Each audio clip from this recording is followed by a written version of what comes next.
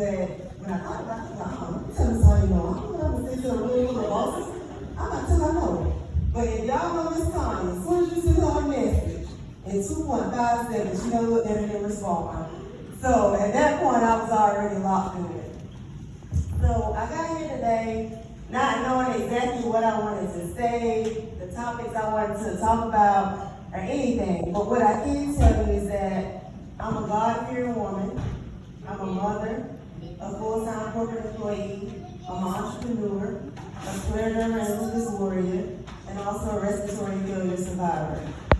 So within that, that's already me balancing a lot. Y'all see I'm out of breath already. But that's me balancing a lot. So when I got into the business of doing makeup, because I am a makeup artist, in the beginning, it was just my side hustle. So I didn't understand the difference between a side hustle and an actual business. But a side hustle is just something that you're doing to put pocket change in your pocket, you know, something to keep extra little bills paid and go on about your day. But I knew that's not what I wanted to do when it came to makeup. Like, I'm passionate about it. So a side hustle wouldn't be the appropriate name for it. And I was like, what can I name my business? Well, I want something with my name. So Bell is my last name, and Beauty, of course. So now we have Bell Beauty Artistry LLC. So I created my business because I didn't want a side hustle. I want an actual business, something that I can market, something that I can make different profits off of, host like different organizations underneath my name as well. So I got into the business. At first, things were rocky. Didn't have a lot of clientele. My makeup was garbage. I ain't gonna lie to y'all. Like, y'all, it was bad. Like, block eyebrows, angry birds, just bad. And I looked in the mirror one day and I was like, Vaughn, now you can do your makeup all right. You're pretty good with yours. You need to go ahead and invest and practice more on learning how to do other people's makeup. And what got me into it was because I experienced a lot of skin trauma after I graduated high school. My face turned completely white, my chest, my hands, and so I used makeup as a cover-up to get me throughout the day. And that just became into a business because people kept saying, you do makeup? I was like, I don't do no makeup. Just wear it just because I need to cover up these spots. So it became a business from there. And people would ask, and I was like, all right, I'm going to go ahead and do it. So I wanted to take it more serious, so I started looking at YouTube a lot. I started using my little sister, my little cousins, my mama, everybody that would come and let me do their makeup for free, I would just do it. So I got better at it. But one thing about being an entrepreneur, you have to have balance. Without balance, things can just fall into shambles. Because when you're a full-time worker, I don't know, is there anybody else in here a full-time employee while also running your business?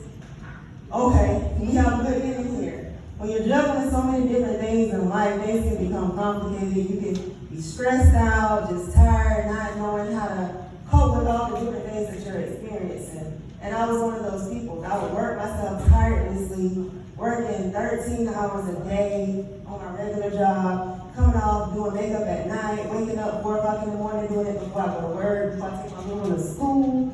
Like, it was just a lot.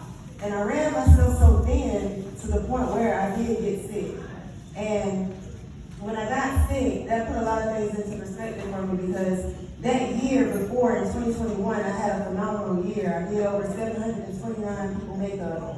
I traveled to Hollywood, I did short films, I did magazine shoots, fashion shows. I was pretty much all over and not listening to my body as well. I knew I was tired. My body told me months ahead of time that you're gone, you need to slow down. And I wouldn't listen. My mom, my friends, everybody was like, "Boy, you overdoing it." No, I got to make these bookings. I got people counting on me. I got all these weddings and different things. And so one day, on my birthday, I woke up and the Lord said, all right, you want to sit down? I'm going to sit down. And I did just that for 3 entire months. I spent those 3 months in ICU fighting for my life. My lungs collapsed on me. So no, y'all, it wasn't my trip to Greece that brought me down. It was literally lupus that I did not know I had. And so I spent those 3 months in ICU, fighting for my life, woke up out of a coma, paralyzed, not able to move my body at all, not able to speak, not able to breathe on my own, like I was completely reset. So when I was able to gain those bodily functions again, in mid or late October, I told myself that once I get out of this, because I knew I was going to make it out, once I get out of this, I'm going to treat life very differently. I'm not going to overwork myself. I'm not going to overbook myself. I'm not going to tell everybody yes, because I didn't know how to say no. Oh, you need an appointment? All right, I got you. Oh, you need an appointment on the day I'm booking, I got a wedding? I got you after the wedding. No, I'm not doing that anymore. I gotta be able to balance out getting myself healthier, being a better mom, being a better friend, a better daughter, like everything. So that completely reset my mindset as well. So when I came out and I did my rehab, I wasn't able to fully do makeup again because my hands would shake so bad. So my best friend, who's a physical therapist, she said, "Javon, we'll get you back on your feet." Her name is Crystal Robinson. A lot of you may know her. And so she spent 3 weeks with me, just working out my body, even when I was in the hospital, just working out my body, telling me it's gonna be okay. You're gonna do my things every day if you have to, until you get comfortable with doing it again. So eventually, I was able to get back on my feet, do my makeup again, reset. And my mom, of course, used to work on me every single day, like, "Mom, you ain't doing no makeup, is you?" I don't do makeup. "Mom, I got it." "All right now, don't do too much." So, I have to find that balance in life to where I'm not overworking myself and outbidding myself. Because as entrepreneurs, things can get stressful, they can get real sticky. You have those days to where you don't know where your next dollar may come from. And for those of you in here who are full-time entrepreneurs, I know that you have to work tirelessly, you have to stress yourself out, you have to work thin to make those bills meet, But I'm here to tell you, it's more to life besides the money as well. Like, you have to take care of you. You have to make sure that you're using your calendars, scheduling out your time properly. The calendars is extremely important. I know a lot of us may use our phones and things of those sort, but also use like your a manual calendar as well, because one day technology may not be here, it may not work. So if you get locked out your phone, lose your phone, you don't know when your next appointments are. So make sure you have a manual backup as well. Those are things that help me as well. And then also, y'all can tell I'm nervous. I'm just like, I had a whole speech for y'all. I don't know. But you want to have a calendar. You want to also be able to manage your time. And when I say manage your time, like if you have family, you have kids, you have, your significant other, they're also making those sacrifices with you. And so you have to be mindful of making sure you get those breaks in when you need them. Taking those vacations, making sure you map out your week to where you have that family time, that whatever time you need with your loved ones, because they're extremely important. When I went down, all of my family and friends, they were right there by my side every day, day in and day out. And I didn't know at that time how important a lot of those people were to me until I went through what I went through. And I woke up and, opening my eyes for the first time and I'm seeing everybody over me. I'm like, these people looking at me like this. But seeing everybody there to support me made me realize, like, Javon, you need to take a step back and make sure you also give that same love to your people, because they're here when you need them. They're here for you when you need them the most. So, yeah, money is out there to be made, but also make sure you're giving that love and time to your people that support you the most as well. That's extremely important.